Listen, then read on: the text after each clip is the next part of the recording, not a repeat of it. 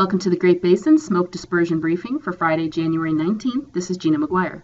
Over the last 30 days, we've had precipitation mainly focused in the north, but we did have a system that brought precipitation to the southern areas of the Great Basin over a week ago, and those areas have brought precipitation above normal. However, the rest of the Great Basin, any precipitation that has fallen has largely been well below normal, with the exception of some areas of western Wyoming into eastern Idaho that have been closer to normal. Looking at the snowfall over the last 24 hours as this next system drops into the basin, we have had some snowfall reported up over the central Idaho mountains. Areas have gotten over a foot of snow in those areas, and also 6 to 12 inches into parts of higher elevations of northern Nevada and into the Sierra. Looking at our snow depth, the highest snow depth is still across the central Idaho mountains into Wyoming, where the more persistent storm track has brought precipitation further north. However, we still do have some higher elevation snowfall down into the higher terrain of Utah and also into the Sierra, especially from what we have seen over the last 12 hours over western areas. Now looking at the satellite loop from this morning, you can see this cold, low pressure system off the west coast, which is moving eastward and driving that band of precipitation across Idaho and northern Nevada this morning, and cloud cover further south and east. You can see from the cloud orientation off the coast how cold this system is, certainly colder than the air we've seen recently across the Great Basin, so temperatures will be dropping below normal again, with many snow levels down to valley floors today. Now looking at the general weather pattern for later today, you can see that low pressure system moves onshore, pushing the heaviest band of precipitation over the eastern two-thirds of the region. We also have several winter weather advisories and winter storm warnings in effect across the Great Basin today as that system pushes through. Ventilation indices will remain quite high with good dispersion as that system pushes through, with also gusty winds and higher mixing heights associated. However, far eastern areas well ahead of the system still will have somewhat poor dispersion. Looking at the transport winds today, you can see the strongest winds will move over central and eastern into parts of southern Nevada and across Utah, Idaho, and Wyoming. Yesterday we had pretty gusty winds over western areas of the Great Basin, but again those stronger winds will be moving eastward today. Mixing heights also remain quite high across the basin, with the exception of some of the higher terrain of Idaho and into northern Utah. As we move into tomorrow, this system moves eastward over central areas of the Great Basin, with much of the precip affecting generally the eastern half of the area and areas up north across Idaho, with drier conditions over western Nevada. Dispersion again will remain still quite good as northerly winds affect most of Nevada. However, up across Idaho where lighter winds will occur, we'll have poor dispersion into parts of the northern eastern side of the basin.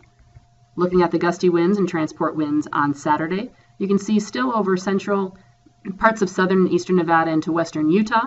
As the system moves through, winds will still be quite gusty with good dispersion and transport flow. Mixing heights again will be relatively high over southern and western areas of the basin and much lower as you go further north and east. Moving into Sunday, this system now moves well east of the Great Basin, but you can see another system approaching the Pacific Northwest, and this will push more clouds and precipitation into western and northern areas as we move through the day on Sunday. Dispersion also will decrease as the first area of low pressure moves to the east, and we have weak ridging temporarily across the Great Basin.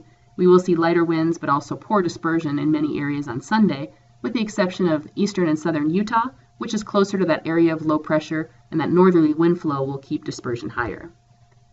Looking at the transport winds on Sunday in advance of that next system, as that clouds and precipitation move into the north and west, also winds will be on the increase with southwest to southerly flow, and again winds over the eastern side of the basin still breezy out of the north due to that exiting system.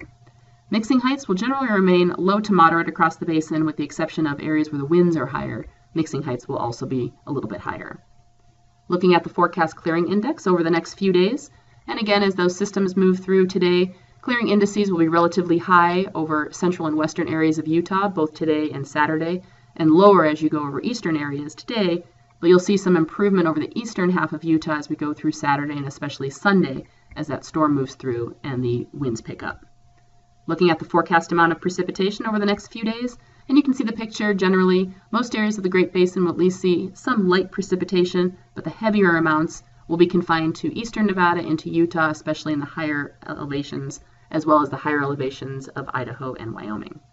Now looking into next week, as that next system approaches on Sunday, it will move through the basin on Monday, bringing some areas of precipitation and clouds, especially to northern areas, and keeping temperatures cooler. Dispersion will remain better in the north, closer to that system, and poor over southern areas. Moving into Tuesday, the system moves to the east, and we have some weak ridging, so generally poor ventilation or moderate ventilation in most areas of the Great Basin temporarily, but still another area of low pressure is well off the west coast, and that will approach as we move through the middle of the week. On Wednesday, that system is now located just off the west coast, so we will see increasing winds again, along with increasing clouds and precipitation, especially for the northern half of the basin. Therefore, dispersion will greatly increase by Wednesday across Nevada and still remain low over eastern areas.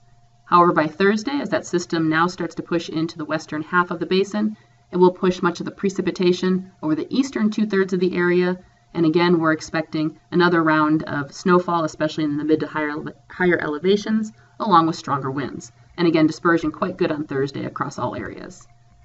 Looking at the precipitation accumulation from Monday morning through Wednesday morning, you can see generally areas in the north will be receiving precipitation along with areas in the Sierra, and much of this will be snowfall with the exception of possibly the far lowest elevations. However, again, additional precipitation will occur through Wednesday and Thursday. Looking at the 8 to 14 day outlook, shows below normal temperatures across the basin, and any above normal precipitation will largely be affecting northern areas with drier conditions further south, and again, this takes us into the end of January, early February. That concludes our briefing for today. Check back on Monday for the latest updates.